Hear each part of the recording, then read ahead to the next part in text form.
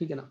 देखो मैं आपको इधर रिडॉक्स का एक छोटा सा पार्ट क्वेश्चन बता रहा हूँ, उसके बाद में फिर अपन चालू करते हैं हाइड्रोजन टॉपिक आज से, है ना। तो जैसे क्लोराइड है, क्लोराइड अपनी लोएस्ट ऑक्सीडेशन स्टेट में है, तो it can work only like a reducing agent. सिर्फ क्लोराइड ही क्यों, मान लो सल्फाइड होता, मान लो ऑक्साइड होता, मान लो नाइट्राइड होता, तो ये इलेक्ट्रॉन ले नहीं सकता, क्योंकि जितना ले सकता था उतना ले चुका है, इसका ऑक्टेट कंप्लीट हो चुका है और इसके बाद डी ऑर्बिटल खाली भी नहीं, तो इलेक्ट्रॉन ले नहीं सकता है। इसके पास डी ऑर्बिटल खाली है लेकिन फिर भी इलेक्ट्रॉन लेता नहीं क्लोराइड। तो बात करें तो it can work only like reducing agent, not like oxidising agent. Clear है। बच्चे के दिमाग में हो सकता है भाई इलेक्ट्रॉन क्यों नहीं ले रहा है जब ऑर्बिटल खाली है, तो एक तो साइज भी बड़ा हो जाएगा, न्यूक्लियस से दूरी बढ़ जाएगी, नेगेटिव चार्ज आने से आने वाले इलेक्ट्रॉन के प्रति रिपल्शन भी बढ़ जाएगा, overall it will not take the electron. Clear है। चलो इसी प्रकार ये अपनी हाईएस्ट ऑक्सीडेशन स्टेट में है, तो it can work only like oxidising agent. लेकिन जैसे मान लो SO2 है, अब +4 में, इधर भी जा सकता है उधर भी जा सकता है। जैसे सल्फर है 0 में, इधर भी जा सकता है उधर भी जा सकता है, ऐसे लिख देता हूँ। जैसे P4 है, इधर भी जा सकता है उधर भी जा सकता है। जैसे HNO2 है, जैसे मान लो HClO2 है, अब इसमें Cl+3 में, मतलब इसका ऑक्सीडेशन भी हो सकता है रिडक्शन भी हो सकता है। तो जो अपनी मीडियोकर ऑक्सीडेशन स्टेट में होते हैं उनमें दोनों की तरह एक्ट करने की टेंडेंसी होती है। जो अपनी मीडियोकर ऑक्सीडेशन स्टेट में होते हैं they can work both like oxidising and reducing agent. They can work both like oxidising and reducing. Clear है बेटा की बात सब लोग? ठीक। अच्छा ये मैं नहीं बताता तो तुम लोग नहीं कर पाते क्या ये वाला सवाल सॉल्व? तो मान लो ऐसा आ जाता तो तुम खुद नहीं कर सकते थे सवाल को सॉल्व, कि कौन कर लेते ना। हाँ यही मेरे को मानना है कि हर लाइन क्लास में डिस्कस हो गई हो ये जरूरी नहीं है, अपन को मोटा मोटा लिटरेचर आना चाहिए, है ना बेटा। इस प्रकार एक सवाल और बताता हूँ, मुझे पूरी उम्मीद है तुम लोग वो कर लेते है ना। कल मैं एक अच्छे टीचर को देख रहा था, वो लेक्चर ले रहे थे, अच्छे मतलब सही में अच्छे टीचर जो रहते हैं वो लेक्चर ले रहे थे इस पे कि पढ़ाना कैसे चाहिए। उसमें उन्होंने एक बात बोली, बच्चों की बहुत ज्यादा मदद करना भी बच्चों को नुकसान करता है, मतलब तो बच्चों को बहुत ज्यादा मतलब स्पून फीडिंग बच्चों को डिस्ट्रॉय करता है, उनकी थिंकिंग पावर को खत्म कर देता है बिल्कुल। तो थोड़ा बहुत अपन को अपनी थिंकिंग पावर का प्रयोग जरूर करते रहना चाहिए। ठीक है बेटा, चलो मैं इसको मिटाता हूँ। अब अपन आगे बढ़े तो इसके आगे एक सवाल है, मुझे पूरी उम्मीद है तुम लोग कर लोगे यदि तुम्हें आएगा कभी तो, लेकिन फिर भी मैं एक बार डिस्कस करना चाहता हूँ तुमसे ये वाला सवाल। लेट मी चेक दैट सवाल। एक सवाल था बिगिनर बॉक्स में था, पता नहीं कहाँ था, जिस सवाल में ऐसा रहता है कि एक एटम ए है, एक एटम बी है और एक एटम सी है, कुछ इस टाइप से, है ना। देखा होगा तुम लोगों ने, देखा है वो वाला सवाल। और उसमें कोई एटम, हाँ ये रहा, suppose that there are 3 atoms A B C, the oxidation state of 3 atom है A B C, oxidation state of this atom A is 6, इसका -1 है, इसका -2 है। बताओ फॉर्मूला क्या हो सकता है। अब क्या ये तुम लोग कर सकते हो आराम से। तुम बताओ यदि ऐसा सवाल आएगा एग्जाम में तुम कर लोगे? मैंने इससे बहुत अच्छे अच्छे सवाल तुम लोगों को क्लास में करवाए, पर ये वाला सवाल कर लोगे? भाई जितना पॉजिटिव चार्ज होगा उतना ही नेगेटिव चार्ज होगा, बोलो हाउ। तो यदि ए पे +6 का चार्ज है तो इन दोनों पे मिला के -6 का चार्ज होना चाहिए। तो तुम चाहो तो B4 कर दो और C कर दो, तो ये -4 तो ये हो जाएगा और ये हो जाएगा -2। एक और भी काम कर सकते हो, ए ले लिया कितना है +6 है, इसको यदि कर दिया जाए B2 और इसको कर दिया जाए C2 तो भी काम बन सकता है। तो ये टोटल -4 हो जाएगा, ये -2 हो जाएगा। तो ये भी फॉर्मूला हो सकता है, ये भी फॉर्मूला हो सकता है। क्लियर है बेटा इतनी बात? ये सवाल भी तुम लोग कर लेते यदि आता तो? Yes sir. कर लेते, शाबाश। चलो अब मैं तुम लोगों को हाइड्रोजन पढ़ाता हूँ, ठीक है। आज मैंने सोचा है मैं तुम्हें हाइड्रोजन सब लिख लिख के पढ़ाऊंगा, और वैसे नहीं पढ़ा रहा हूँ जैसे एनसीईआरटी से अभी तक पढ़ा रहा था मैं तुम लोगों को। मैं सोच रहा हूँ आज तुमको लिख लिख के चीजों को पढ़ाता हूँ, है ना। थोड़ा चेंज करते रहना चाहिए, मतलब यदि एक ही जैसा मोनोटोनस चलता रहता है कई बार बच्चे बोर भी हो जाते हैं। एनसीईआरटी मेरे हाथ में है, मैं इसी से आपको पढ़ा रहा हूँ, ठीक है बेटा। आप लोग भी सब अपनी एनसीईआरटी को रख लो अपने साथ में, और मैं हर चीज को एक्सप्लेन करता चलूंगा। देखो सबसे पहले वो हाइड्रोजन के बारे में जो एनसीईआरटी में लिखा हुआ है उसमें कुछ विशेष बात नहीं है, कि हाइड्रोजन जो है अपने एलिमेंट्री फॉर्म में जो है, however in elementary form it remains as dimer, that is H2 molecule के रूप में वो एग्जिस्ट करता है। तो हाइड्रोजन एलिमेंट्री फॉर्म में किसके रूप में एग्जिस्ट करता है बच्चों? H2 के रूप में एग्जिस्ट करता है। यदि आप ग्लोबली देखोगे तो हाइड्रोजन यूनिवर्सली देखें सबसे ज्यादा मात्रा हाइड्रोजन की होती है। यूनिवर्स में ही सबसे ज्यादा मात्रा देखी जाए तो किसकी होती है? हाइड्रोजन की होती है यूनिवर्स में, है ना बेटा। अब आगे बढ़ो। क्लियर है ना बेटा इतनी बात? ये तुम लोगों ने कई जगह पढ़ा होगा फिजिक्स वगैरह में, यूनिवर्स में जो सबसे ज्यादा एबंडेंट गैस है वो कौन सी है? हाइड्रोजन। चलो, फिर position of hydrogen in periodic table. कायदे से बात की जाए तो हाइड्रोजन की पोजीशन पीरियोडिक टेबल में बेटा निश्चित नहीं है, ये हमको पता है बात, क्या हाइड्रोजन की पोजीशन पीरियोडिक टेबल में निश्चित नहीं है। उसको फर्स्ट ग्रुप में भी रखते हैं, उसको 17th ग्रुप में भी रखते हैं, और कुछ लोग उसको 14th ग्रुप में भी प्लेस कर देते हैं बेस्ड ऑन देयर प्रॉपर्टीज। ठीक है बेटा, क्योंकि उसको एक इलेक्ट्रॉन उसके आउटर मोस्ट शेल में है तो उसको क्या किया अपन ने? फर्स्ट ग्रुप में रख दिया। एक है इलेक्ट्रॉन, उसको क्या किया? फर्स्ट ग्रुप में रख दिया। उसको एक इलेक्ट्रॉन की जरूरत है अपने डुप्लेट को कंप्लीट करने के लिए, तो उसको 17th ग्रुप में रख दिया। समझ रहे हो बात को बेटा? वो नॉन मेटल होता है, उसकी इलेक्ट्रोनेगेटिविटी हाई होती है, तो ये सब कारण हो जाएंगे। IP वैल्यू बहुत हाई होती है हाइड्रोजन की, तो ये सब कारण किसके हो जाएंगे? 17th ग्रुप में रखने के।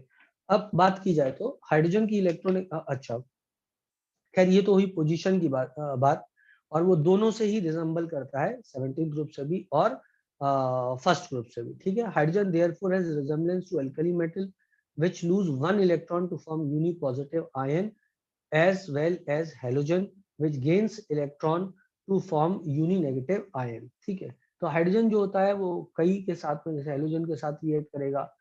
जैसे मान लो हाइड्रोजन जो है वो हेलोजन के साथ रिएक्ट करे, तो हेलोजन के साथ रिएक्ट करके HCl बना लेगा, तो इधर ये पॉजिटिव आ जाएगा, ये माइनस आ जाएगा। सिमिलरली सोडियम रिएक्ट करेगा तो NaCl बना लेगा।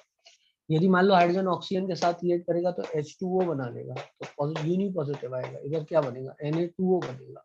यदि देखा जाए नाइट्रोजन के साथ रिएक्ट करेगा हाइड्रोजन तो अमोनिया बना लेगा, और यहाँ पर भी यदि ये नाइट्रोजन के साथ रिएक्ट किया तो ये भी NaCN बना लेगा। आई सपोज बात सबको समझ में आ रही होगी। ठीक है बेटा, तो नॉन मेटल्स के साथ रिएक्शन करते हुए वो यूनी पॉजिटिव आयन की तरह एक्ट करता है लाइक एल्कली मेटल्स। ठीक है बच्चों, अब जब like alkali metal hydrogen form oxide halide and sulphides, however unlike alkali metal it has very high ionisation energy. सही बात मैंने आपको बोला ना, हाइड्रोजन की ionisation energy almost 17th group की आयनाइजेशन एनर्जी के बराबर होती है। मतलब समझ रहे बात को? फ्लोरीन से कम होती है, लेकिन क्लोरीन के बहुत आसपास होती है। एग्जैक्ट वैल्यू तो मुझे याद नहीं है, सच आप NCERT में कंफर्म कर सकते हो।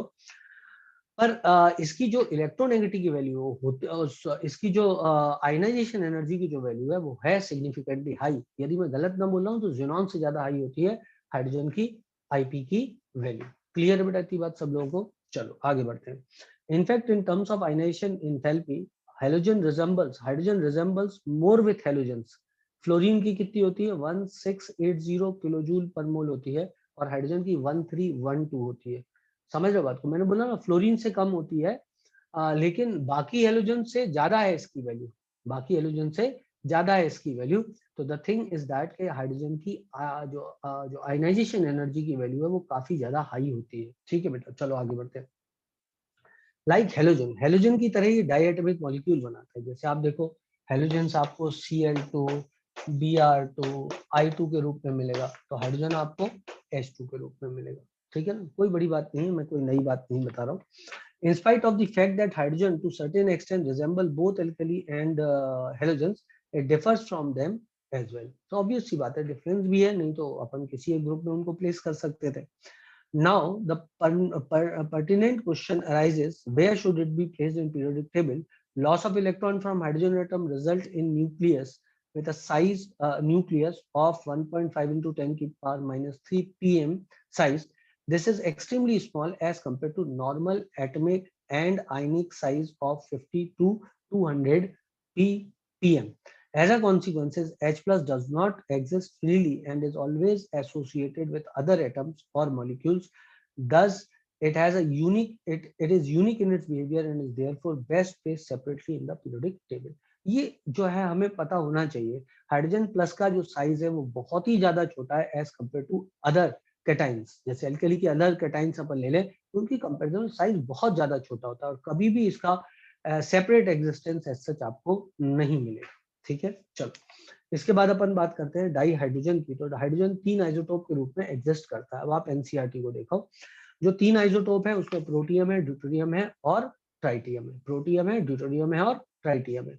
यदि आप अब एनसीईआरटी को देखोगे तो आपको समझ में आएगा कि हर चीज जो है, चाहे वो बॉइलिंग पॉइंट हो, चाहे मेल्टिंग पॉइंट हो, चाहे डेंसिटी हो, हर चीज जो है वो आपको ट्राइटियम के अंदर ज्यादा मिलेगी then deuterium and then protium, सिवाय एबंडेंस के। एबंडेंस यदि आप देखोगे तो वो आपको ज्यादा कहां पर मिलेगी, अबंडेंस आपको ज्यादा मिलेगी प्रोटियम में। वही सबसे ज्यादा एबंडेंट होता है, दैट इज प्रोटियम। क्या होता है बेटा? प्रोटियम होता है, एक होता है प्रोटियम। एनसीईआरटी प्लीज खोले रखना सब लोग, है ना, जिससे कि लिखाने का काम कम बचे। This is protium, this is deuterium and this is tritium. इसके अंदर देखा जाए तो एक प्रोटॉन है, न्यूट्रॉन की संख्या 0 है और इलेक्ट्रॉन 1 है। इसमें देखा जाए तो प्रोटॉन 1 है, न्यूट्रॉन 1 है, इलेक्ट्रॉन 1 है। यदि इसमें देखा जाए तो प्रोटॉन 1 है, न्यूट्रॉन 2 है, इलेक्ट्रॉन 1 है। आई होप तो सबको बात क्लियर हो गई होगी, है ना, मतलब ये बात आपको पहले से भी क्लियर है। सबसे ज्यादा मास इसका है, तो जो जो फिजिकल प्रॉपर्टी मास डिपेंडेंट है वो सब इधर ज्यादा मिलेगी as compared to this one. ठीक है बेटा, तो ये थी 3 चीजें। अब सुनो, रिलेटिव अबंडेंस, सबसे ज्यादा अबंडेंस किसका मिलेगा? ऑब्वियसली प्रोटियम का, उसके बाद ड्यूटेरियम, उसके बाद ट्राइटियम का 10 की पावर -15 के रेंज में कुछ आता है। फिर रिलेटिव एटॉमिक मास, ऑब्वियस सी बात है, इसका मास, फिर इसका मास, फिर इसका मास। इसका मास इसके मास से लगभग दुगना है, ये लगभग तिगना, एग्जैक्ट दुगना है, एग्जैक्ट तिगना नहीं है, लेकिन लगभग है। ठीक है बेटा, नेक्स्ट बात करें तो मेल्टिंग पॉइंट, ऑब्वियस सी बात है, मेल्टिंग पॉइंट इसका ज्यादा होगा, फिर इसका होगा, फिर इसका होगा। उसके बाद बात करें तो बॉइलिंग पॉइंट, अगेन इसका ज्यादा होगा, फिर इसका, फिर इसका, टाइटेनियम का ज्यादा, फिर ड्यूटेरियम और फिर प्रोटियम का ज्यादा होगा। ठीक है बेटा, उसके बाद आता है enthalpy of fusion. Enthalpy of fusion, अब इंथैल्पी ऑफ फ्यूजन के लिए सिर्फ 2 के लिए वैल्यू दी है, पर यदि 2 के लिए वैल्यू दी है तो भी ड्यूटेरियम का ज्यादा होगा, किससे? हाइड्रोजन से, किससे? प्रोटियम से। क्लियर है बेटा? उसके बाद आता है enthalpy of vaporisation, again value deuterium के लिए ज्यादा है as compared to the protium. उसके बाद में enthalpy of bond dissociation, bond dissociation enthalpy भी किसका ज्यादा है? वो भी ड्यूटेरियम का ज्यादा है एज कम्पेयर टू प्रोटियम का। नेक्स्ट बात की जाए इंटरन्यूक्लियर डिस्टेंस, ये दोनों में बराबर है, प्रोटियम और ड्यूटेरियम, मतलब एक प्रॉपर्टी पे वो बराबर है, और बाकी किसी के लिए वैल्यूज डिफाइन नहीं की गई है। हमें भी पता हो ये जरूरी नहीं। क्या सब लोगों को ये पेज एनसीईआरटी का याद हो गया बेटा? ये आपकी एनसीईआरटी में कौन सा पेज नंबर है? मेरे पास थोड़ी पुरानी है, मेरे में 277 है, आपके में कौन सा पेज नंबर है बेटा? सर यही है 285। ओके बेटा, कुछ का 277 है, कुछ का 285 है, कोई नहीं, चलता है। ठीक है, चलो आगे बढ़ते हैं। Since the isotope have same, अब अपन 278 या आप टू नेक्स्ट पेज को पलट ले। Since the isotope have same electronic configuration, they have almost the same chemical properties. क्योंकि हमको पता है केमिकल प्रॉपर्टीज इलेक्ट्रॉन्स पर डिपेंड करती है, और चूंकि तीनों में नंबर ऑफ प्रोटॉन या नंबर ऑफ इलेक्ट्रॉन्स एक ही है, तो 1s1 1s1 1s1 इनका इलेक्ट्रॉनिक कॉन्फ़िगरेशन हो जाएगा। सो इनके इलेक्ट्रॉनिक कॉन्फ़िगरेशन की बात की जाए तो that will be equal to 1s1 1s1 1s1, किसी को कोई दिक्कत नहीं है। Now preparation of di hydrogen, the only difference is the rate of reaction. हाँ, ये पॉइंट मैं आपको बताना भूल गया था। जो इसका केमिकल प्रॉपर्टी एक ही टाइप का है, लेकिन सिर्फ काय में डिफरेंस होता है, रेट ऑफ रिएक्शन में डिफरेंस होता है। यदि आप ऑर्गेनिक केमिस्ट्री पढ़ोगे बेटा तो वहां आपको इलेक्ट्रोफिलिक सब्स्टिट्यूशन रिएक्शंस में आइसोटोप इफेक्ट आपने पढ़ा होगा, पढ़ा है बेटा? आइसोटोप इफेक्ट आपने पढ़ा होगा इलेक्ट्रोफिलिक सब्स्टिट्यूशन रिएक्शन में, पढ़ा है बेटा? जब इलेक्ट्रोफाइल आता है आकर के अटैक करता है, याद है तुम लोगों को? हाँ ना, तो बोलो कुछ, पढ़ा है ना? तो वहां पे हम देखते हैं आइसोटोप इफेक्ट, तो थोड़ा सा रेट में फर्क आ जाता है।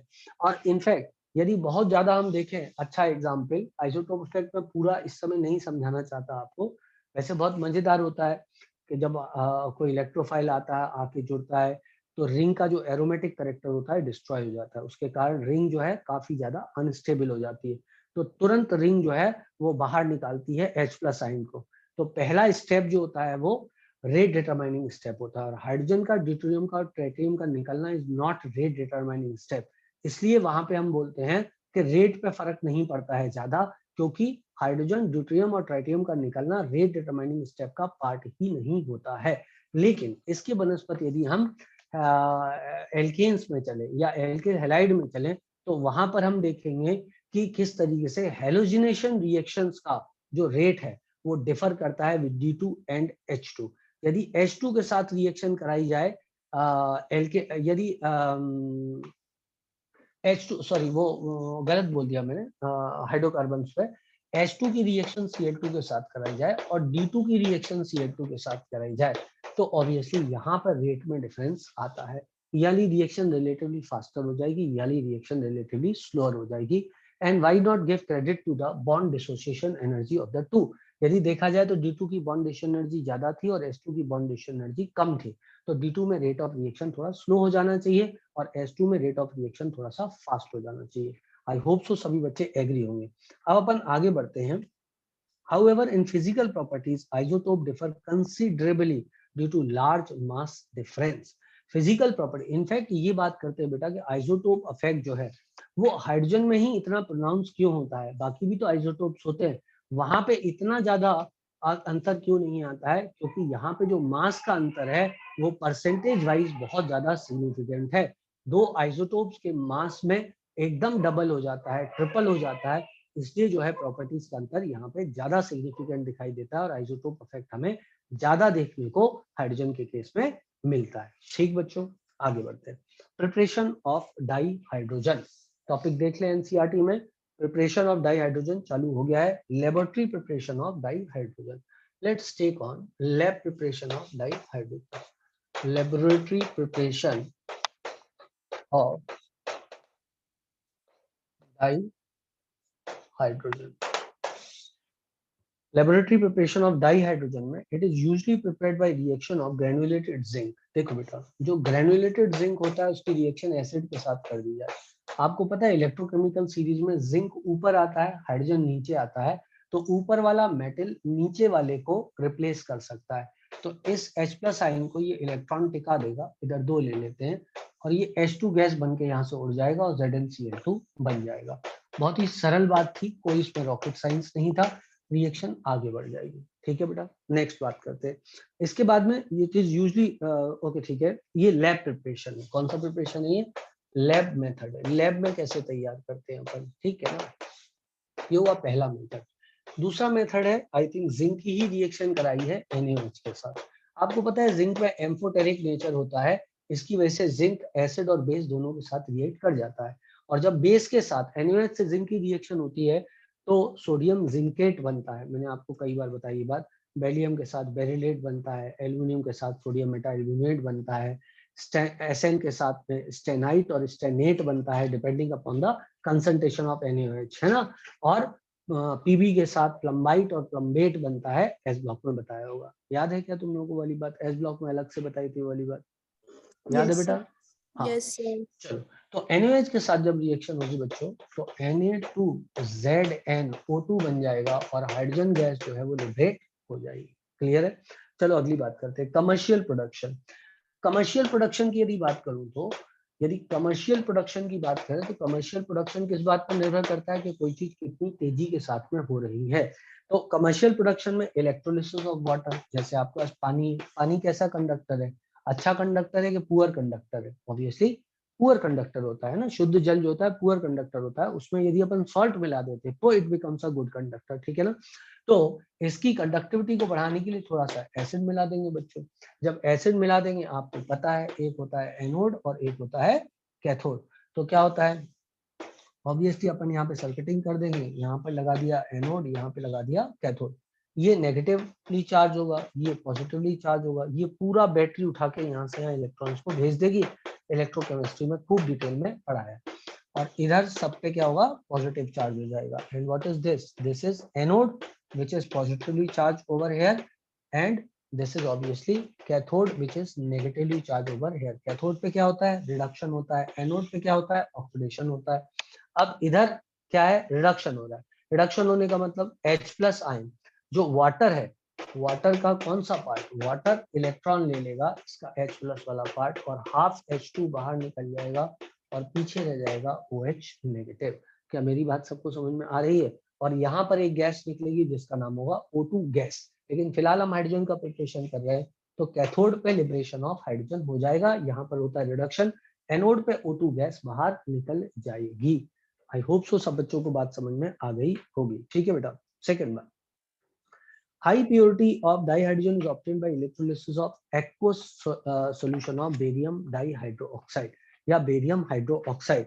बेरियम हाइड्रोक्साइड को यदि लिया जाए निकिल कैटलिस्ट की निकिल इलेक्ट्रोड्स की प्रेजेंस में, तो इलेक्ट्रोलिसिस के द्वारा वेरी प्योर हाइड्रोजन प्राप्त किया जा सकता है। किसका इलेक्ट्रोलिसिस करा रहे हैं बेटा? बेरियम हाइड्रोक्साइड का। किसका इलेक्ट्रोलिसिस करा रहे हैं? जल्दी से बोलो।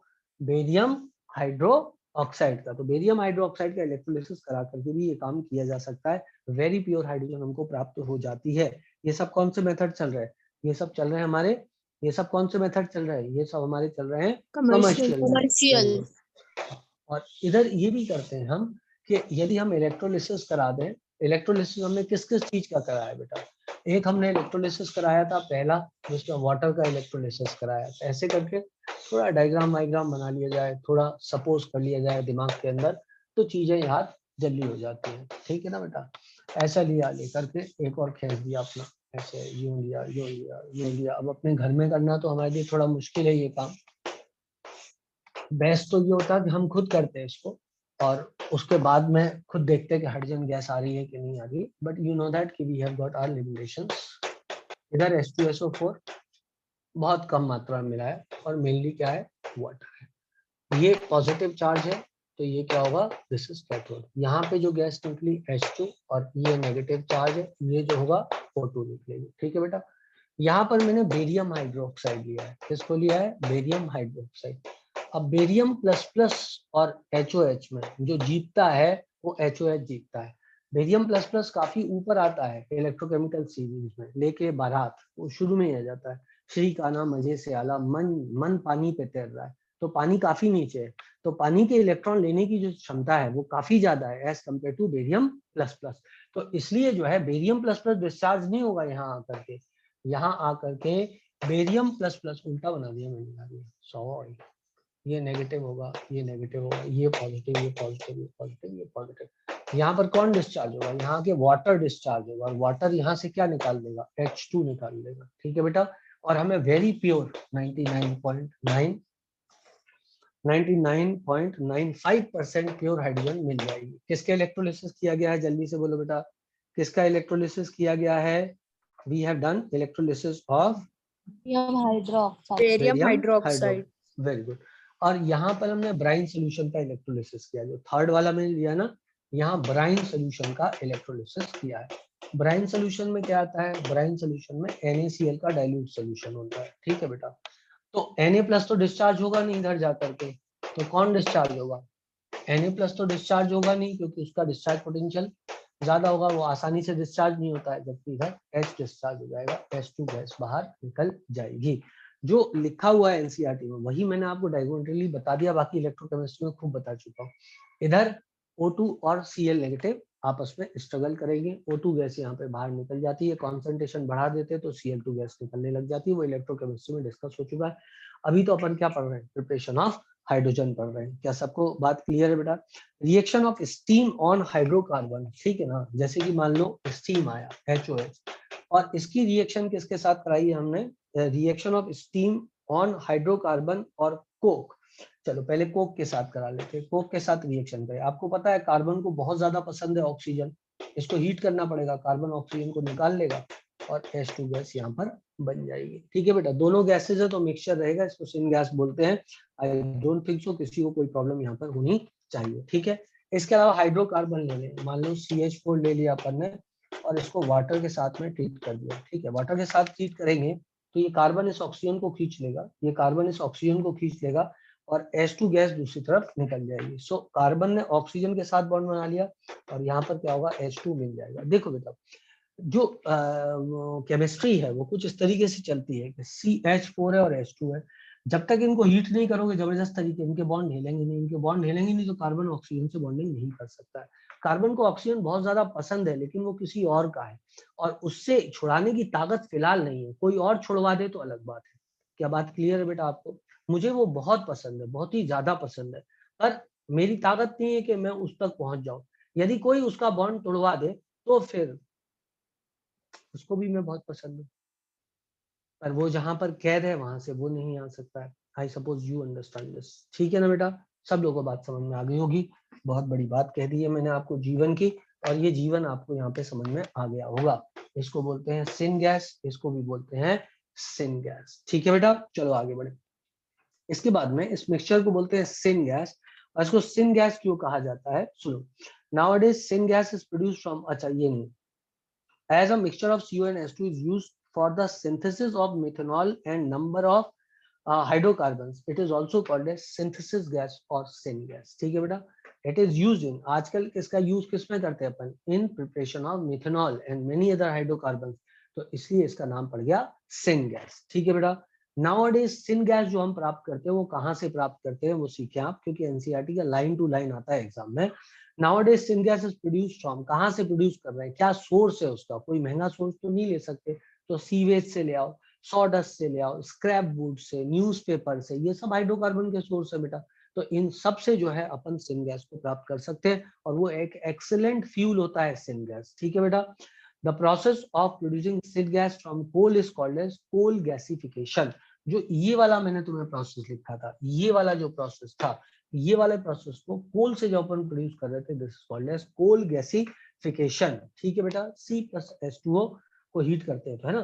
The production of di hydrogen can be increase by reacting carbon monoxide. अब यदि अपन डाई हाइड्रोजन का प्रोडक्शन बढ़ाना चाहते हैं तो यहाँ पे समस्या ये है कि जो कार्बन मोनोऑक्साइड है इसके साथ में मिक्स्ड है, तो यदि इसको रिमूव कर दे तो बात बन जाएगी। तो हम क्या करेंगे, वाटर के साथ इसको ट्रीट कर देंगे, वाटर के साथ में इसको ट्रीट कर देंगे, मतलब इसको इसको प्रोसेस को बोलते हैं हम, हाँ। The production of hydrogen can be increased by reacting carbon monoxide with the synthesis gas with mixture with the steam in presence of iron chromate as catalyst।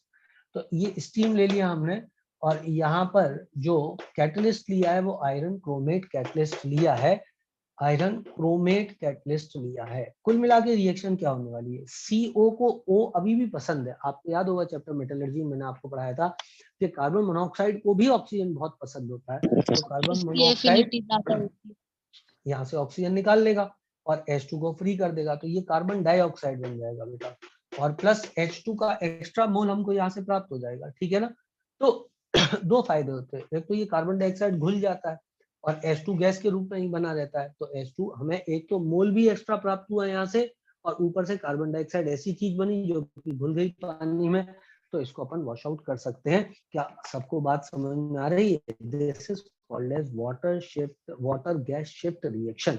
इस रिएक्शन को, जो ये वाली रिएक्शन तुमने कराई है, इसको बोलते हैं वाटर शिफ्ट गैस रिएक्शन। ठीक है बेटा, लाइन टू लाइन एनसीईआरटी चल रहा है, आप ध्यान देते रहना। वाटर शिफ्ट गैस रिएक्शन इसको कहा जाता है। आपने यदि इसको उतार वाटर लिया हो गैस शिफ्ट तो मैं, रिएक्शन है। वेरी गुड बेटा, वाटर गैस शिफ्ट रिएक्शन। अच्छा मैंने उल्टा लिख दिया है, कोई बात नहीं, एग्जाम में दो तो आना नहीं, एक ही आना। Water gas shift reaction. ठीक है बच्चों, presently 77% of industrial dihydrogen is produced from petrochemical, 18% from coal and 4% from electrolysis of aqueous solution, 1% from other sources। अब आते हैं अपन प्रॉपर्टीज ऑफ हाइड्रोजन पे, लेकिन आप इसका स्क्रीनशॉट ले लो।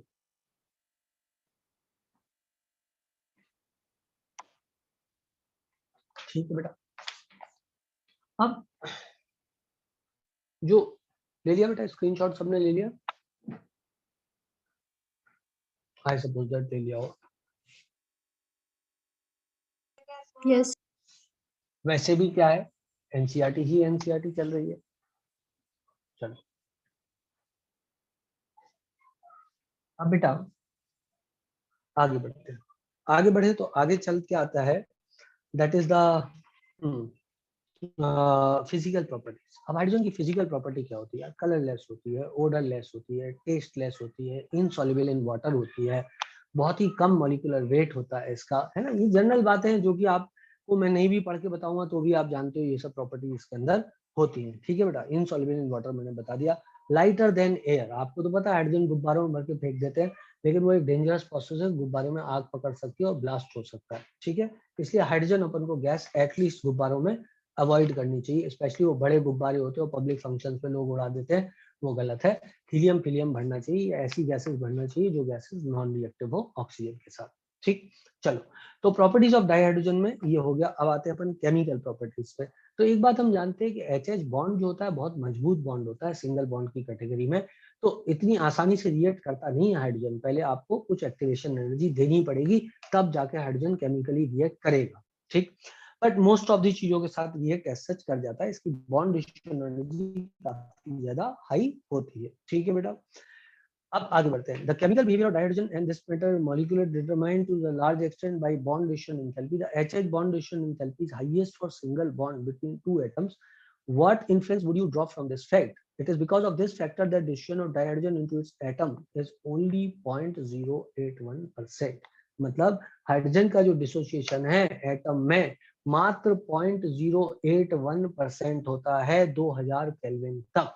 मतलब यदि हाइड्रोजन गैस को रखा जाए 2000 केल्विन पे तो मात्र 0.081% हाइड्रोजन ही डिसोसिएट होगा, और लगभग 5000 केल्विन टेम्परेचर रखने पर 95.5% डिकम्पोजिशन हो जाता है। उसने ऊपर बोला था कि आप डाइहाइड्रोजन की बॉन्ड डिस्ट्रीब्यूशन एनर्जी बहुत ज्यादा होती है, इससे क्या मतलब निकालते हो? मतलब ये निकालते हैं कि तभी तो अबंडेंट है। यदि यूनिवर्स पे देखा जाए तो मोस्ट अबंडेंट गैस कौन सा है?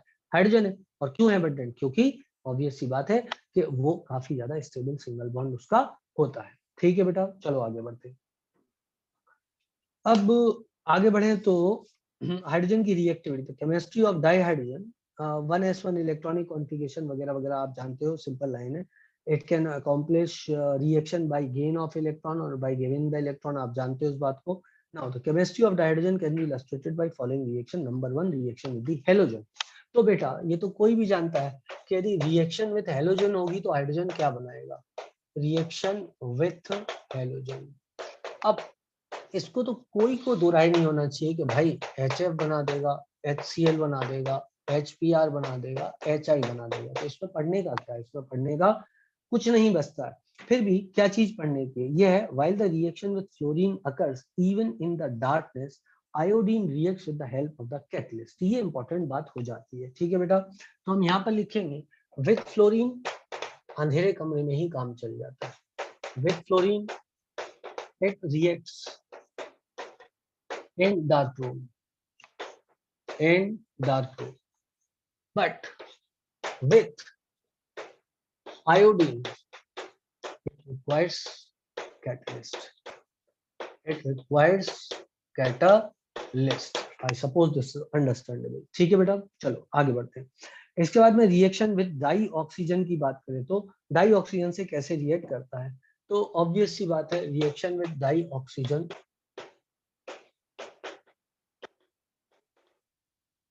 बेटा यहाँ रिएक्शन स्लो तो होगी क्योंकि डाई ऑक्सीजन भी मजबूत है बॉन्ड, और हाइड्रोजन का बॉन्ड भी मजबूत है, मतलब हाइड्रोजन का कोवलेंट बॉन्ड भी मजबूत है, और डाई ऑक्सीजन में भी डबल बॉन्ड होता है। पर उसके लिए हमें कैटलिस्ट और तापमान बढ़ाने की जरूरत पड़ती है। तो 2H2 plus O2 gives me 2H2O। ये कोई रॉकेट साइंस नहीं है, ये सरल है। बस बात ये है कि इसको हीट करना पड़ेगा, और इसके अलावा यहाँ पर कैटलिस्ट का प्रयोग भी करना पड़ेगा। कैटलिस्ट का प्रयोग भी यहाँ पर करना पड़ेगा। ठीक है बच्चों, आगे reaction with die nitrogen. Again die nitrogen के साथ भी रिएक्शन हो जाएगी, N2 plus 3H2, और अच्छी खासी रिएक्शन होती है। इनफैक्ट जो है हेबर्स प्रोसेस का नाम है, आपको पता है, 2 मोल अमोनिया बन जाता है।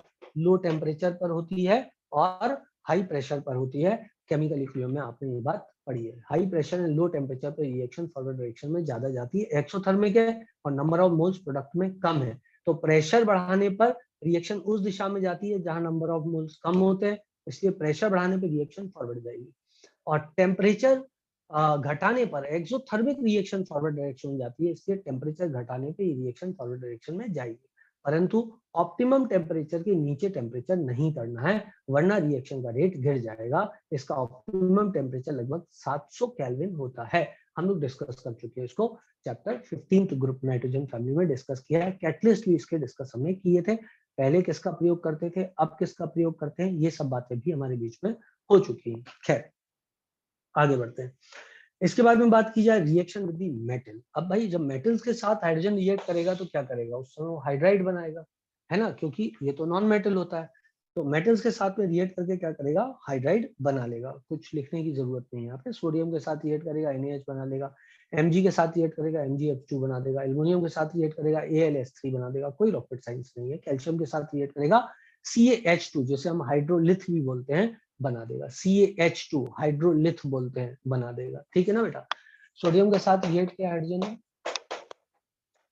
तो क्या बना देगा, NaH बना देगा। कैल्शियम के साथ रिएक्ट करेगा तो क्या बना देगा, CaH2 बना देगा। इनफैक्ट इसमें क्या होता है, यदि इसकी पानी से रिएक्शन करा दी जाए तो क्या होगा, तो तुमको पता है इसमें नेगेटिव चार्ज है, इस पे पॉजिटिव चार्ज है। ये नेगेटिव और ये पॉजिटिव आपस में मिलकर के H2 प्लस NaOH बना देगा। क्या बात समझ में आ रही है बेटा।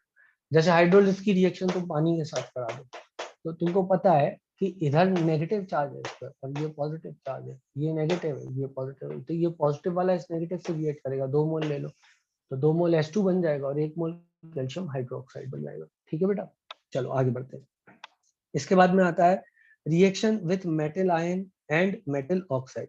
It reduces some of the metal, कुछ मेटल को रिड्यूस करेगा, स्पेशली उन मेटल्स को जो इलेक्ट्रोकेमिकल सीरीज में हाइड्रोजन के नीचे आते हैं।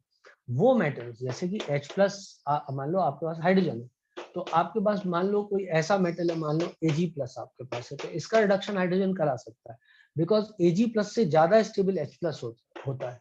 तो ये बना देगा Ag प्लस 2H प्लस, इसको यहाँ 2 मोल ले लेंगे, इसको 2 मोल बना देंगे क्योंकि Ag प्लस से ज्यादा स्टेबल H प्लस होगा एक्वस मीडियम में। इलेक्ट्रोकेमिकल सीरीज में छापा एलिमेंट नीचे आते हैं, कॉपर भी बोल सकते हो आइडियली, इसमें कोई दिक्कत की बात नहीं है। कॉपर, Ag, Au ये सब बोल सकते हो आप, ठीक है ना, ये सब आप आइडियली बोल सकते हो। ठीक, आगे बढ़ते बेटा। एनसीईआरटी में पैलेडियम प्लस प्लस भी दिया हुआ है। ठीक है बच्चों, आगे बढ़ते हैं। अब ये एक रिएक्शन ऐसी भी देता है जिसमें बोलता है it reduces some metal ions in aqueous solution and oxides of the metal as well.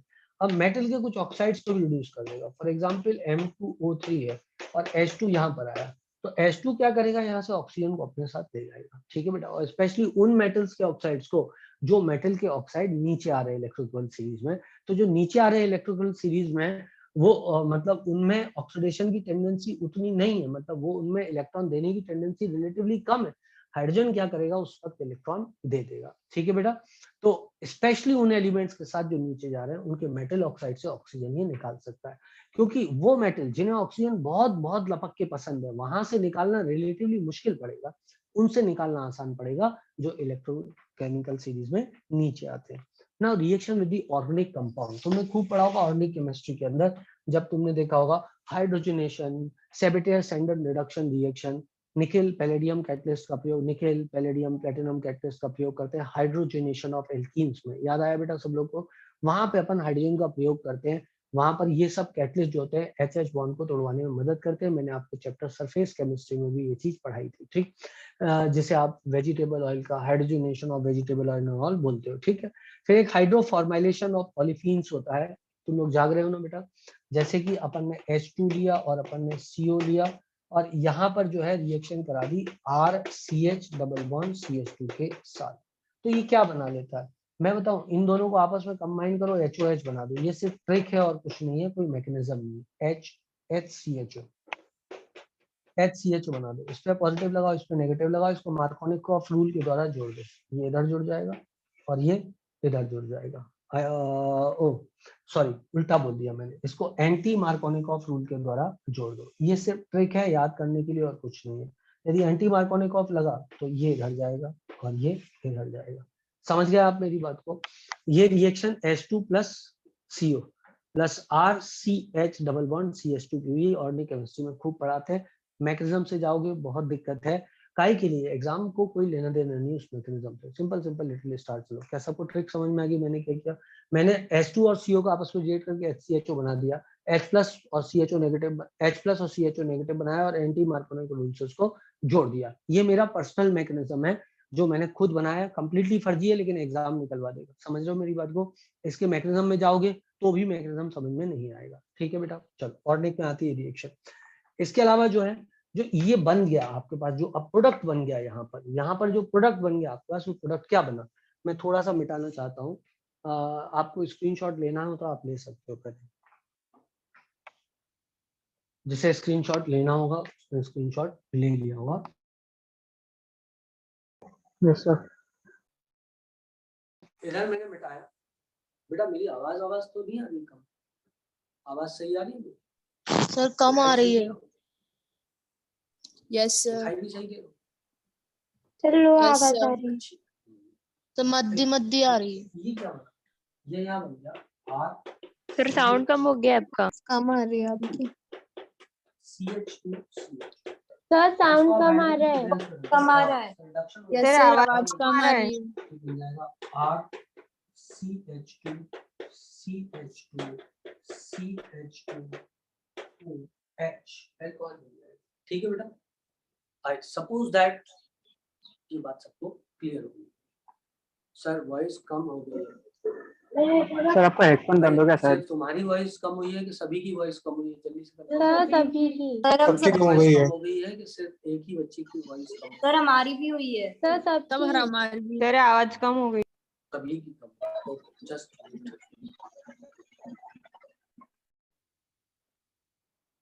हाँ बच्चों, हम ऐसा करते हैं कि ये तो हो गया आपका पूरा, है ना? अब इसमें तो किसी को कोई दिक्कत नहीं है ना, सबको आ गया इतना समझ में, कोई प्रॉब्लम की बात है सच नहीं। ठीक है ना? मैं इसको मिटा दूं बेटा? आप कहें? Yes sir. आप कहें तो मिटा दें? Yes. Hello hello. Yes sir.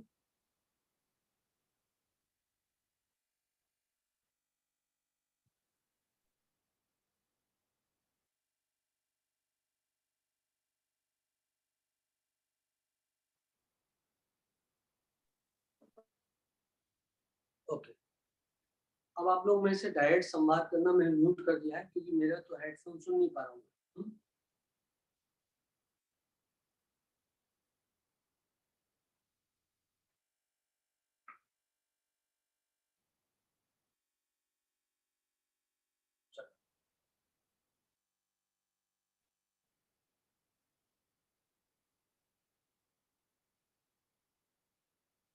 अब बेटा ये हो गई सारी रिएक्शंस खत्म। अब आता है हमारे पास यूजेस ऑफ डाइहाइड्रोजन। अच्छा, एक प्रॉब्लम 9.1 दिया है एनसीईआरटी में। Comment on the reaction of dihydrogen with chlorine sodium copper 2 oxide. तीनों आ जाएगा बेटा, क्लोरीन के साथ रिएक्शन, सोडियम के साथ रिएक्शन और कॉपर 2 ऑक्साइड के साथ रिएक्शन। अब ये सारी वाली मैंने तुमको पढ़ा दी है ना। एक में पॉजिटिव चार्ज आएगा हाइड्रोजन के ऊपर, एक में नेगेटिव चार्ज आएगा, और एक में वो ऐसे ऑक्साइड के साथ रिएक्शन कर रहा है जो कि इलेक्ट्रोफिल सीरीज में हाइड्रोजन के नीचे आता है, तो उससे वो ऑक्सीजन खींच लेगा, ठीक है बेटा? चलो बहुत बढ़िया। अब बनाते हैं यूजेस ऑफ डाई हाइड्रोजन में। क्या यूजेस है मैं आपको रीड आउट करके बताता हूँ। यूज डाई हाइड्रोजन के क्या है? The largest single use of di hydrogen is synthesis of ammonia, क्योंकि अमोनिया बेटा फर्टिलाइजर बनाने का काम आता है, यूरिया वगैरह, तो ये उसका बहुत बड़ा यूज हो जाता है अमोनिया का बनाना। ठीक है बेटा? Ammonia which is used in manufacture of nitric acid and nitrogenous fertilisers. है ना बेटा? अमोनिया की रिएक्शन अपन कार्बन डाइऑक्साइड के साथ करा लेते हैं और फिर फाइनली अपन जो है यूरिया बना लेते हैं। ठीक है बेटा? Dihydrogen is used in the manufacture of वनस्पति। ओके, यू नो दैट अपन जो है हाइड्रोजनेशन कराते हैं और वनस्पति घी डालडा जिसको पहले बोलते थे वो बनाते हैं ना बेटा, ऐसा करते हैं। From poly vanaspati fat by hydrogenation of poly unsaturated vegetable oil like soybean, cotton seed etcetera. It is used in manufacture of bulk organic chemicals particularly methanol. अभी हमने पढ़ा था मिथेनॉल बनाने काम आती है वाटर गैस, याद है तुम लोग को? CO+H2 in presence of cobalt catalyst methanol बना देता है। It is widely used in manufacture of metal hydrides. Metal hydride अपन बना सकते हैं इससे। It is used in preparation of hydrogen chloride, which is a very useful chemical substance, HCl, है ना? In metallurgical processes, it is used in reduction of heavy metal oxide. Heavy metal oxides के reduction में hydrogen काम आता है। अभी हमने पढ़ा CO2 का रिडक्शन करना है तो H2 गैस को लगा दो तो उसका रिडक्शन करा देगा। Atomic hydrogen and oxy hydrogen torches बनाते हैं अपन। क्या होता है बेटा?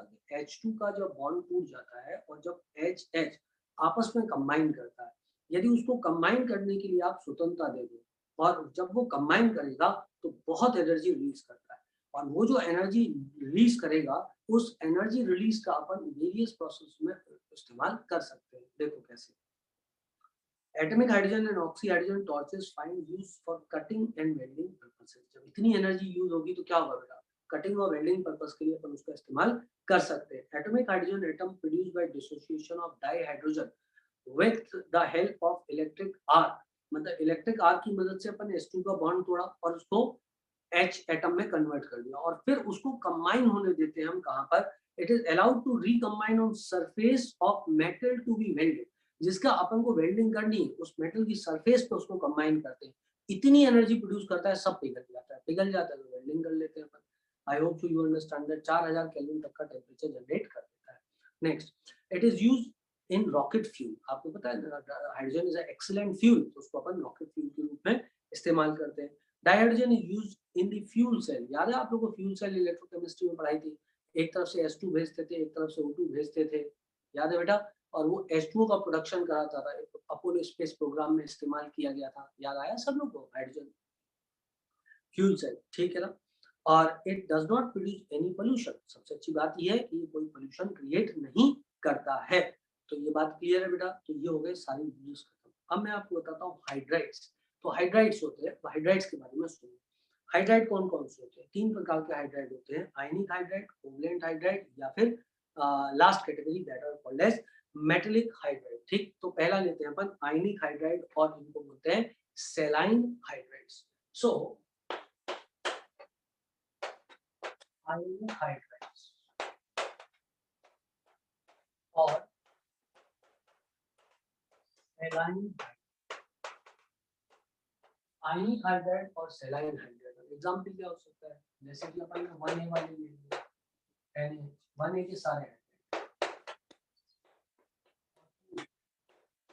1A के hydride LiH, NaH, KH, RBH, CH।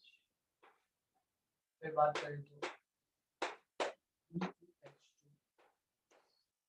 MgH2, OH2, SrH2, barium hydride.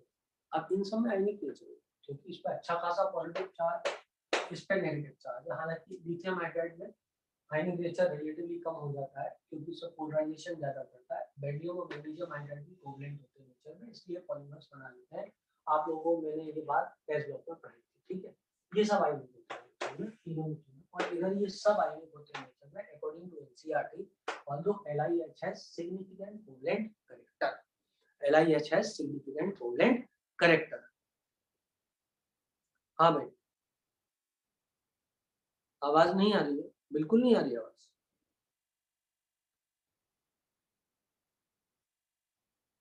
अच्छा, जब आप बोर्ड पे लिखते हो तब लो आती है। चलो एक बार और बोल देते हैं, कोई नहीं, एक बार और बोल देते हैं। चलो भाई 1A और 2A जो है, सुनो, जो 1A और 2A है, एक सेकंड,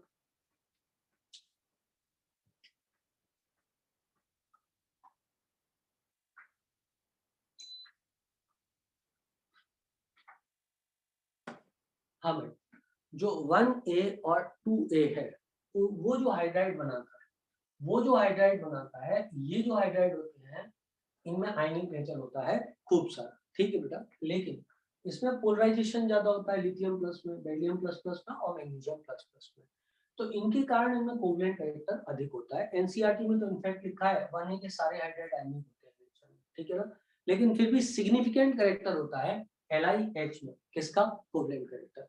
ये दोनों कोवलेंट एनसीईआरटी में लिखे हैं खूब अच्छे से, दोनों कोवलेंट होते हैं। इन तीन के बारे में जो है वो एनसीईआरटी लिखती है, ये तीनों आयनिक होते हैं नेचर में।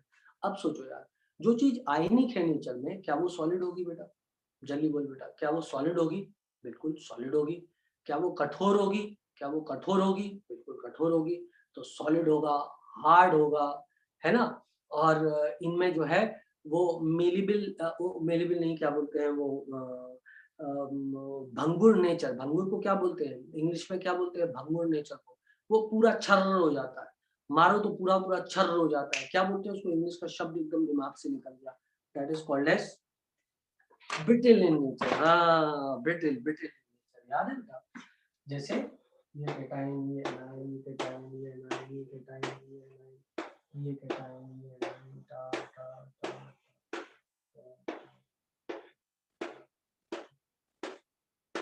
ऐसा पॉजिटिव नेगेटिव पॉजिटिव नेगेटिव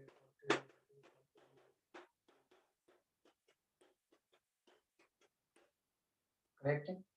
अब सोचो ये तुमने यहाँ से फोर्स लगाया तो अभी कैटाइन एनाइन और कैटाइन एनाइन आपस में कांटेक्ट में, फोर्स लगाया तो कैटाइन कैटाइन के सामने आ जाएगा, एनाइन एनाइन के सामने आ जाएगा। यदि फोर्स लगाया तो कैटाइन कैटाइन के सामने आ जाएगा, एनाइन एनाइन के सामने आ जाएगा, तो क्या होगा, कचरा हो जाएगा, पूरा पूरा छड़ से टूट जाएगा। तो इसमें कौन सा नेचर हो जाएगा, ब्रिटल नेचर हो जाएगा। जो आयनिक कंपाउंड में नेचर होते हैं वो इसमें नेचर हो जाएगा। आयनिक कंपाउंड ठोस होते हैं क्योंकि अट्रैक्शन स्ट्रांग होता है ना। ब्रिटल होते हैं, उसका रीजन ये यहाँ पे बताया हुआ है आपको, है ना। फोर्स लगाने पे वो एकदम टूट जाता है, पूरा छर्र से टूट जाता है क्रिस्टल्स में, है ना। चलो आगे बढ़ते हैं बेटा। और इनमें जो पॉलीमेरिक होते हैं वो कौन से होंगे, जिनमें की कोवलेंट नेचर ज्यादा है, जैसे BeH2, MgH2, इनमें पॉलीमेरिक नेचर होता है। एस ब्लॉक में पढ़ाया था, इनके पॉलीमर्स पढ़ाए थे आपको। इलेक्ट्रॉन डेफिशिएंट होते हैं क्योंकि इलेक्ट्रॉन डेफिशिएंट होता है ये इसलिए इसमें पॉलीमर बनाने की टेंडेंसी होती है। क्या पता तुम लोगों ने याद भी किया है कि नहीं किया है, वो याद करो। मैंने तुम लोगों को उस समय कितने अच्छे से सुंदर तरीके से वो चीज पढ़ाई थी कि किस तरीके से ये पॉलीमर्स बनाते हैं, याद है बेटा? हाँ बिल्कुल, कुछ बच्चों को तो याद है, कुछ ऐसे कर दिया था, कुछ ऐसे कर दिया था, फिर याद आ रहा होगा। तो इधर बेरिलियम आ गया था, इधर हाइड्रोजन, इधर हाइड्रोजन, इधर बेरिलियम, इधर हाइड्रोजन, इधर हाइड्रोजन, समथिंग लाइक दिस, ऐसे करके बनाया था यू। याद है तुम लोगों को? इस तरीके से पॉलीमर बनता हुआ चला गया था, ठीक है ना। इलेक्ट्रॉन डेफिशिएंट होता है ये, इलेक्ट्रॉन डेफिशिएंट होता है, टेट्राहेड्रल स्ट्रक्चर होता है, सारी बातें मैंने तुम लोगों को इस ब्लॉक में ही सब पढ़ाई, ठीक है ना। आगे बढ़ जाए, लेट्स बढ़ो आगे, चलो बेटा। इसके बाद यदि और बात की जाए तो अब आपका चल रहा है क्या, आयनिक और सेलाइन हाइड्राइड। ओके ठीक है, यहाँ तक कोई दिक्कत कोई परेशानी नहीं है। इसके बाद में हम और थोड़ा सा देखें इसको, कोवलेंट और मॉलिक्यूलर हाइड्राइड। ओके ठीक है, तो आयनिक और सेलाइन हाइड्राइड के बारे में इतनी बात काफी, ठीक। इसकी कुछ रिएक्शंस है, जैसे मान लो मैं रिएक्शन दे दी कि NaH वाटर के साथ कैसे रिएक्शन करता है, पहले ही बता चुका हूँ मैं तुम लोगों को, वो तो पहले ही बता चुका हूँ मैं तुम लोग को, NaH वाटर के साथ किस तरीके से रिएक्शन करता है। देखो ऐसे NaH जो होता है वाटर के साथ कैसे रिएक्शन करता है, इसमें पॉजिटिव इसमें नेगेटिव, ये आपस में खेल लेंगे, क्या बन जाएगा, H2 बन जाएगा, यहाँ पर क्या बन जाएगा, NaOH बन जाएगा, ठीक है बेटा। इसके अलावा क्या क्या बात सबको क्लियर है ना बच्चों। फिर LiH की रिएक्शन मैंने आप लोगों को Al2Cl6 के साथ और B2H6 के साथ ये सब पढ़ाई है अलग अलग जगह पर, याद कर बेटा। ये LiH है और इधर है Al2Cl6, ये रिएक्शन याद करो। ये Al था, ये Cl था, और इधर एक Cl, इधर एक L, ये कार्बन बॉन्ड बनाता है Cl, ये इधर बनाया Cl।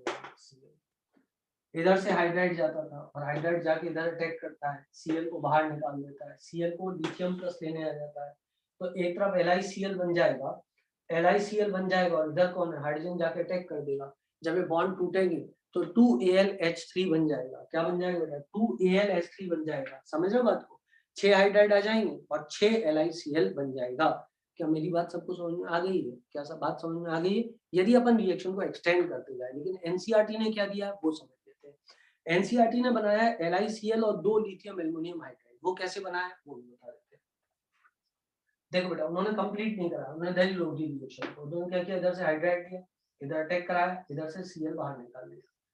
किसकी रिएक्शन कराई उन्होंने, AlCl6 की रिएक्शन कराई। अच्छा ठीक है ना, वही कराया। अब इसकी कंप्लीट रिएक्शन कराइए। सबसे पहले सब निकाल दिया और क्या बना दिया, AlH3 बना दिया। इन सबको निकाल के 2 मोल AlH3 बना दिया, ये टपका सबको आई बेटा बात समझ में। फिर AlH3 की रिएक्शन उसने LiCl के साथ, AlH3 की रिएक्शन LiH के साथ दोबारा कराई। ऊपर वाला मिटा रहा हूँ और पूरी रिएक्शन आपको बताता हूँ।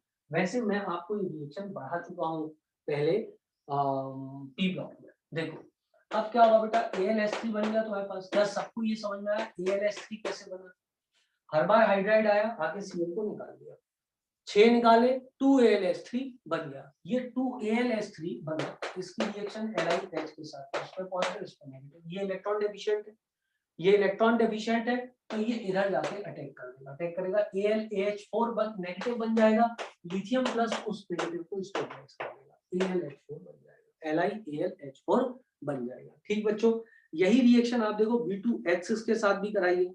LiH की रिएक्शन B2H6 के साथ कैसे होती है वो भी बता देता हूँ, है ना। सब रिएक्शंस पढ़ा चुका हूँ मैं तुम लोगों को। B2H6 के साथ रिएक्शन होगी, ये B है, ये B है, H है, U हुआ, ये H है, ये U हुआ, like this, like this, like this, और यहाँ पर क्या होगा, LiH आया। हाइड्राइड इधर से इधर अटैक करेगा। जब हाइड्राइड इधर से इधर अटैक करेगा, सॉरी किसकी रिएक्शन कराई उसने, LiH की। ओके ठीक है, अब क्या कर सकते हैं, ये रहा, और ये क्या है, ये है positive. Let me check that. हाँ, LiH reaction with the B2H6। ठीक है, लेट्स चेक इट आउट क्या बनेगा। हाइड्राइड मान लो इधर अटैक कर देता है, मान लो इधर अटैक कर देता है हाइड्राइड, तो एक इस तरफ खिंच जाएगा बॉन्ड, मतलब एक दूसरी तरफ चला जाएगा। क्यों, क्योंकि क्या कहते हैं, हाइड्राइड ने इधर अटैक किया तो एक हाइड्रोजन विड्रॉ हो जाएगा। जैसे ये वाला जो बॉन्ड बना हुआ है, पार्शियल बॉन्ड जो बना हुआ है 3 सेंटर 2 इलेक्ट्रॉन बॉन्ड, ये वाला ब्रेक हो जाएगा। ठीक है बेटा, तो ये क्या होगा, ये BH4 नेगेटिव हो गया बच्चों, इसको स्टेबलाइज कौन कर देगा, लिथियम प्लस। BH4 नेगेटिव हो गया बेटा, उसको स्टेबलाइज कौन कर देगा, लिथियम प्लस। अब यहाँ क्या बचा, BH3 एक और LiH के साथ रिएक्ट कर जाएगा, तो हाइड्राइड आके यहाँ अटैक कर देगा क्योंकि इलेक्ट्रॉन डेफिशिएंट। इसकी रिएक्शन होने के बाद क्या बनेगा, LiBH4 प्लस BH3। करेक्ट है, ये BH3 एक बार फिर से LiH के साथ रिएक्ट करके LiBH4, तो एनसीईआरटी में 2 मोल LiBH4 बनाया है। क्या मैं अपनी बात तुम लोगों को समझा पाया हूँ, तुम लोगों को चमक गई ये बात कि कैसे बेसिकली तुमको रिएक्शन करनी है। हर चीज रटोगे तो कचरा हो जाएगा, है ना। चलो फिर मैं इसको मिटा दूंगा और अब आपको पढ़ाऊंगा कोवलेंट और मॉलिक्यूलर हाइड्राइड्स। आप पहले इसको नोट कर लो थोड़ा।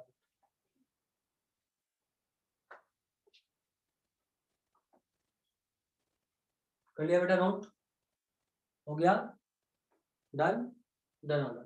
चलो अब हम आगे बढ़ते हैं और हम पढ़ते हैं कोवलेंट और मॉलिक्यूलर हाइड्राइड्स। कोवलेंट और मॉलिक्यूलर हाइड्राइड्स। जहां तक बेटा कोवलेंट और मॉलिक्यूलर हाइड्राइड्स का सवाल है, इसमें 3 कैटेगरी आती है। पहली आती है इलेक्ट्रॉन डेफिशिएंट हाइड्राइड्स, ठीक है बेटा। दूसरा आता है इलेक्ट्रॉन प्रिसाइज और तीसरा आता है electron rich. Electron precise hydride, electron rich hydrides. ठीक, तो पहला वाला चलते हैं electron deficient hydride. Electron deficient hydride जैसे कि एग्जांपल B2H6, जैसे कि एग्जांपल B2H4, ये सब इलेक्ट्रॉन डेफिशिएंट हाइड्राइड है। इवन मैग्नीशियम हाइड्राइड कोवलेंट, 4 ही है इसके आउटर मोस्ट शेल में इलेक्ट्रॉन। इसके आउटर मोस्ट शेल में इलेक्ट्रॉन कम होगा, मतलब कभी आएगा कभी जाएगा इलेक्ट्रॉन, तो एक्चुअली 8 इलेक्ट्रॉन नहीं होते इसके आउटर मोस्ट शेल में। इलेक्ट्रॉन डेफिशिएंट, ये भी इलेक्ट्रॉन डेफिशिएंट है। समझ लो, आ रही है सबको बात समझ में। आयनिक वाले इलेक्ट्रॉन डेफिशिएंट नहीं होंगे। यदि कोई बोले NaH इलेक्ट्रॉन डेफिशिएंट नहीं होगा क्या, बिल्कुल नहीं होगा, इसका कॉन्फिडेंस पे नेगेटिव। तो इसके आउटर मोस्ट शेल में 8 इलेक्ट्रॉन, इसका डुप्लेट कंप्लीट है। कोई बोले CH2 नहीं होगा क्या, बिल्कुल नहीं होगा। कैल्शियम पे 2 पॉजिटिव चार्ज आने से इसके 2 इलेक्ट्रॉन हाइड्राइड के पास कंप्लीटली जा चुके हैं। तो अब इसके आउटर मोस्ट शेल में कितने इलेक्ट्रॉन है, इसके आउटर मोस्ट शेल में 8 इलेक्ट्रॉन। समझ रहे हो मेरी बात को, 1s2 2s2 2p6 3s2 3p6, ठीक है ना। और इधर की बात की जाए तो इधर इसका डुप्लेट कंप्लीट है। क्या मेरी बात सबको क्लियर है? This is not electron deficient, लेकिन मैग्नीशियम हाइड्राइड इलेक्ट्रॉन डेफिशिएंट है क्योंकि कोवलेंट है। और कोवलेंट होने से क्या होता है, इस टाइप से हो जाएगा। इसका आउटर मोस्ट शेल में कितने, 4 ही इलेक्ट्रॉन होंगे। जबकि कैल्शियम हाइड्राइड की बात करूं तो वो क्या है, कैल्शियम प्लस प्लस और 2 हाइड्राइड। कैल्शियम प्लस प्लस का इलेक्ट्रॉनिक कॉन्फ़िगरेशन लिखो तो 1s2 2s2 2p6 3s2 3p6 हो जाएगा। और हाँ 3s2 3p6 हो जाएगा। ये देखो, ये कितने हुए, फर्स्ट शेल, ये सेकंड शेल और ये थर्ड शेल। आफ्टर कंप्लीट क्यों इलेक्ट्रॉन डेफिशिएंट होगा। आया बेटा समझ में सब लोग को? तो जो आयनिक हाइड्राइड होते हैं वो इलेक्ट्रॉन डेफिशिएंट नहीं होते। जो कोवलेंट हाइड्राइड होते हैं उसमें से 3 कैटेगरी होती है, एक इलेक्ट्रॉन डेफिशिएंट, एक इलेक्ट्रॉन सफिशिएंट, एक इलेक्ट्रॉन प्रिसाइज और एक इलेक्ट्रॉन रिच हाइड्राइड्स। तो पहला वाला मैं आपको पढ़ा रहा हूँ इलेक्ट्रॉन डेफिशिएंट हाइड्राइड्स, जिसके मैंने आपको एग्जांपल अभी भी बताए हैं। Electron deficient hydride Lewis acid की तरह एक्ट करते हैं। किसी को कोई दिक्कत है क्या इस बात में बेटा? इलेक्ट्रॉन डेफिशिएंट हाइड्राइड्स जो होते हैं, जैसे B2H6 हुआ, Be2H4 हुआ, है ना, AlH3 हुआ, ये सब इलेक्ट्रॉन डेफिशिएंट होने के कारण लोन पेयर को एक्सेप्ट करते हैं, और चूंकि ये लोन पेयर को एक्सेप्ट करते हैं तो they will work as Lewis acid. Okay okay, चलो भाई अब आगे बढ़ते हैं। आगे बढ़े तो इलेक्ट्रॉन प्रिसाइज हाइड्राइड्स, दूसरी कैटेगरी, इसको मिटा दूंगा। आप इसका स्क्रीनशॉट लेना चाहते हो ले लो।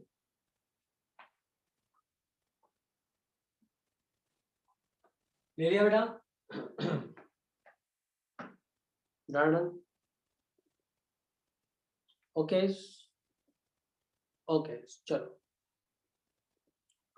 अब मिटाता हूं मैं इसको। अब आता है इलेक्ट्रॉन डेफिशिएंट के बाद। Now let us come on to the electron precise hydrides. Electron precise,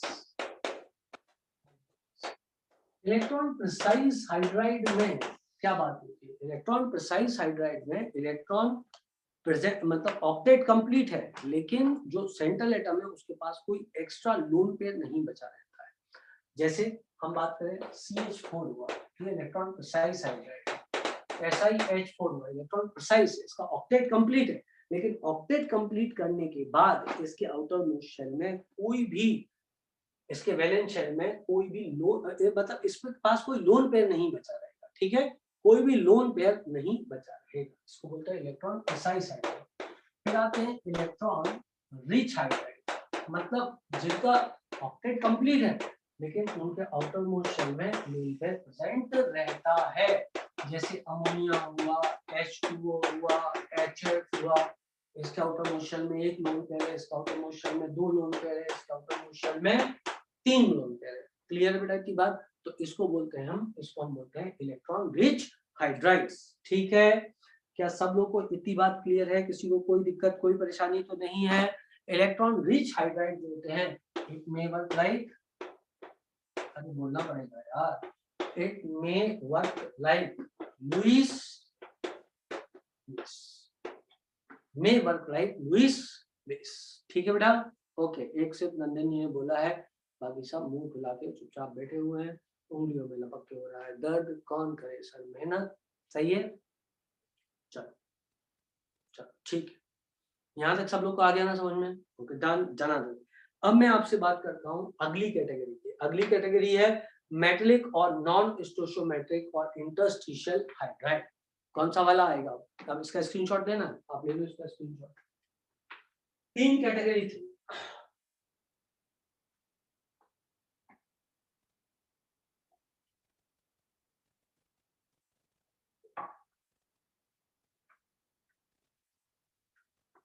इसमें कितनी कैटेगरी थी? तीन थी। इलेक्ट्रॉन डेफिशिएंट, दूसरी इलेक्ट्रॉन प्रिसाइज, और तीसरी इलेक्ट्रॉन रिच। डेफिशिएंट में इलेक्ट्रॉन की कमी थी, प्रिसाइज में जितने चाहिए उतने ही हैं, 8 हो गए, लोन पेयर नहीं है। थर्ड कैटेगरी क्या है? थर्ड कैटेगरी है इलेक्ट्रॉन रिच, इलेक्ट्रॉन ज्यादा थे। पहला वाला लुईस एसिड था, लास्ट वाला लुईस बेस था। चलो भाई और ज्ञान प्राप्त करते हैं। इसके बाद में आगे देखें तो आगे आ जाएगा मेटेलिक और नॉन स्टोशियोमेट्रिक और इंटरस्टिशियल हाइड्राइड्स। मेटेलिक और इंटरस्टिशियल और नॉन स्टोशियोमेट्रिक हाइड्राइड्स, ये क्या होते हैं? जैसे डी ब्लॉक एलिमेंट, तो उनके बीच बीच में जगह खाली होती है ना। ये आपने डी ब्लॉक में ही पढ़ा था, इंटरस्टिशियल कंपाउंड, याद होगा तुम लोगों को? याद है बेटा इंटरस्टिशियल कंपाउंड सब लोगों कुछ ऐसे रहता है, ठीक है ना? तो ये क्या रहता है, इनमें बीच बीच में जगह खाली रहती है, और जो जगह खाली रहती है उनमें हाइड्राइड भरा रहता है। लेकिन वो कोई ऐसा नहीं है कि ऐसे भरा रहता हो कि एक रेगुलर स्टोशियोमेट्री को फॉलो करता हो, इसलिए नॉन स्टोशियोमेट्रिक हो जाते हैं। ठीक है बेटा, तो इनके जो रेशो है वो कैसे आते हैं, जैसे उसने दिया LAH और यहाँ पे लिख दिया 2.87। एक्चुअली कैसा होना चाहिए, यदि स्टोशियोमेट्री फॉलो करता तो LAH3 होता, क्योंकि लेंथेनम की वैलेंसी कितनी होती है, 3 होती है, तो वो LAH3 बनाता। यदि रिएक्शन लेंथेनम की HCl के साथ करा दोगे तो LAH3 बनाएगा। लेकिन इधर जो ये हाइड्राइड है, ये चूंकि रेगुलरली ऐसा नहीं है कि जितने वैलेंसी के हिसाब से फिट होते हो, तो इसलिए वो रेगुलर स्टोशियोमेट्री को फॉलो नहीं करते हैं, तो उसको अपन क्या बोल देंगे, उसको अपन बोल देंगे नॉन स्टोशियोमेट्रिक हाइड्राइड्स। ठीक बेटा, वेरी गुड। चलो, अर्लियर इट वाज थॉट, पहले ऐसा सोचा जाता था कि these hydride in these hydrides hydrogen occupy the interstitium. Hydrogen जो है इंटरस्टिशियम के अंदर बैठा रहता है, ये बीच का जो स्पेस बचा हुआ है इसको बोलते हैं इंटरस्टिशियम में बैठा रहता है।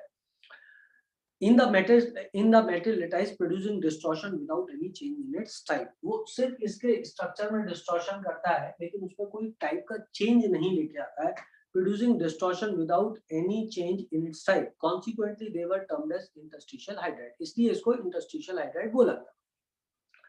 However, recent study shows that, अब recent study लेकिन ये बताती है कि except for hydride of NiPd, except for hydride of NiPd, cerium and actinium, इनके हाइड्राइड्स को यदि छोड़ दिया जाए, किसके, NiPd, cerium and actinium, actinium, cerium, Ni and Pd, 4 बार पढ़ लोगे तो एग्जाम में देख के याद आ जाएगा। ठीक, इसके हाइड्राइड्स को यदि छोड़ दिया जाए तो other hydrides of this class have been lattice different from that of parent metal, other जो मेटल्स होते हैं उनके हाइड्राइड के जो लेटाइस होते हैं, हाइड्राइड का जो स्ट्रक्चर होता है वो पेरेंट मेटल से अलग होता है। यदि प्योर मेटल के स्ट्रक्चर को देख लिया जाए, लेटाइस स्ट्रक्चर को, तो अलग टाइप का मिलेगा। पहले ये सोचा जाता था कि लेटाइस स्ट्रक्चर में कोई चेंज नहीं आता है, ये बस बीच में बैठे रहते हैं।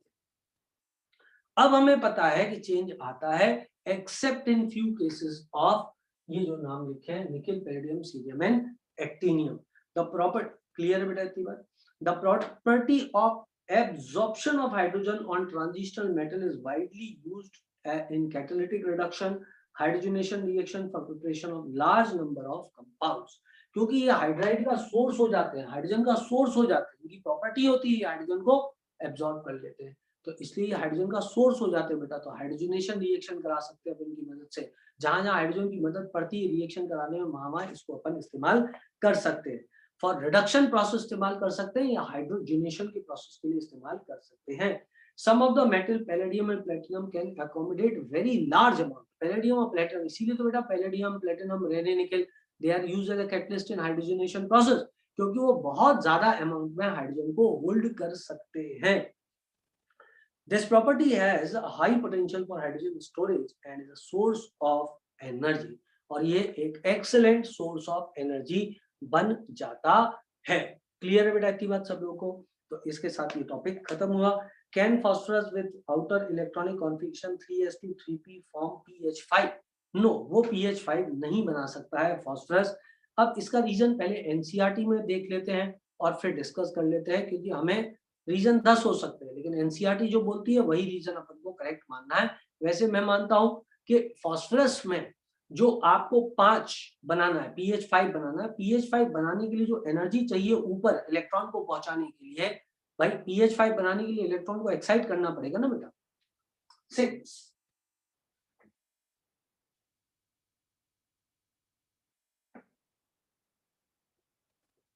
यदि देखा जाए तो फॉस्फोरस का इलेक्ट्रॉनिक कॉन्फ़िगरेशन कुछ इस तरीके से होगा।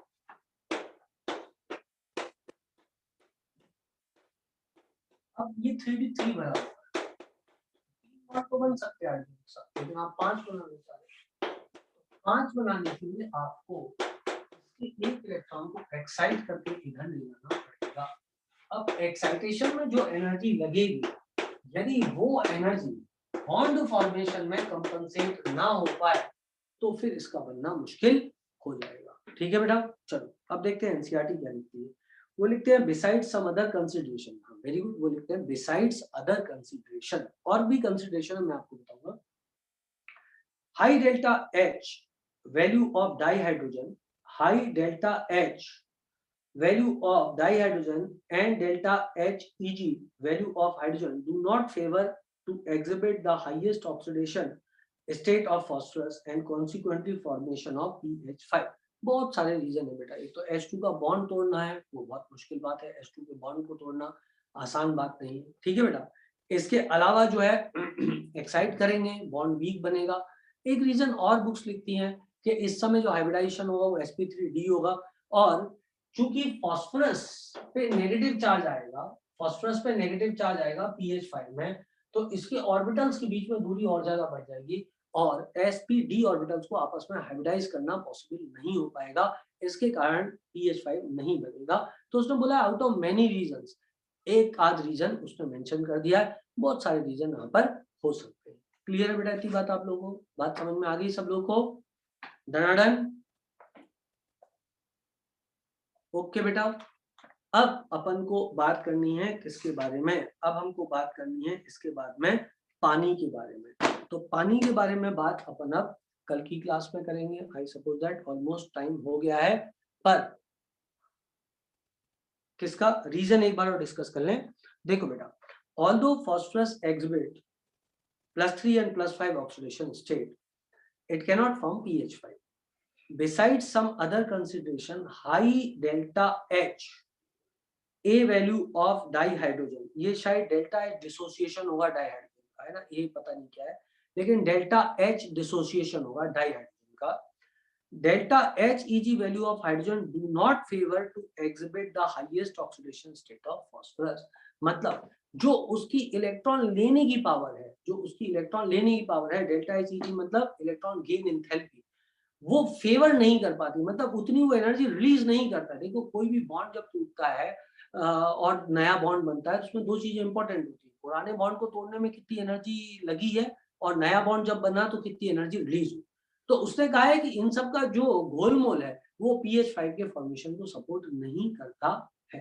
कुल मिलाकर के एक्साइटेशन एनर्जी को कंपनसेट नहीं कर पाएगा क्या? Bond formation energy. sp3 डिहाइब्रिडाइजेशन का भी होना संभव नहीं हो पाता है, क्योंकि फॉस्फोरस पे नेगेटिव चार्ज आ जाता है और ऑर्बिटल्स के बीच में दूरियां बढ़ जाती हैं, तो उनको हाइब्रिडाइज करने की एनर्जी बढ़ जाएगी and therefore it becomes difficult for to do the process of hybridisation. जबकि यही प्रोसेस जब आप PCl5 देखोगे तो कर सकते हैं, क्योंकि फॉस्फोरस में 5 पॉजिटिव चार्ज आता है, तो वो आने से ऑर्बिटल्स के बीच की दूरी कम हो जाती है, तो हाइब्रिडाइजेशन करने की एनर्जी कम हो जाती है। तो PCl5 तो बन सकता है लेकिन pH5 नहीं बन सकता है। अब आज के लिए यहाँ विराम लेते हैं। Tata bye bye, see you. कल की क्लास में फिर NCERT डिस्कस करेंगे इसी तरीके से। बाय बाय बच्चों।